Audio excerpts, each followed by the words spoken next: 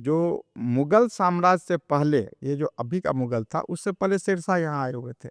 शेरशाह जो था वो भारत का सबसे सबसे विजनरी राजा था। अब देखिए, ज़मीन से यदि आप जुड़े होंगे तो आप देखेंगे ज़मीन में एक मौजा होता है, जी। उस मौजा में इतने ज़मीन होते हैं। हुँ। उसके ऊपर में आजकल सर्किल होता है, सर्किल ऑफिस होता है, उसमें ज़मीन होते हैं, ठीक है? जिसको आप अंचल कहते हैं। पहले वो ये था, कानूनगो हुआ करता था उस ज़माने में, और परगना हुआ करता था। हुँ। र शेरशाह ने कहा क्या, जो ज़मीन आपकी है और आप उनको बेचे या बदलैन किए या कुछ किए, ये दो रैयतों के बीच का मामला है।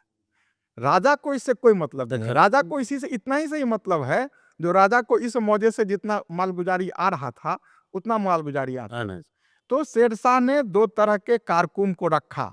एक कारकुन पर्शियन जानने वाला और एक कारकुन कैथी जानने वाला। कैथी जानने वाला विद इन द मौजा यदि कोई ट्रांसफर हुआ है, जमीन के स्वरूप में परिवर्तन हुआ है, उसका वो दस्तावेजीकरण करता था। और जो कारकुन पर्शियन जानने वाला होता था, वो टैक्स से रिलेटेड जो डॉक्यूमेंट्स होता था, वो शीट बना करके राजा के यहाँ भेजता था, जो इतना मालगुजारी कवर हुआ, इतना आपको हम भेज रहे हैं।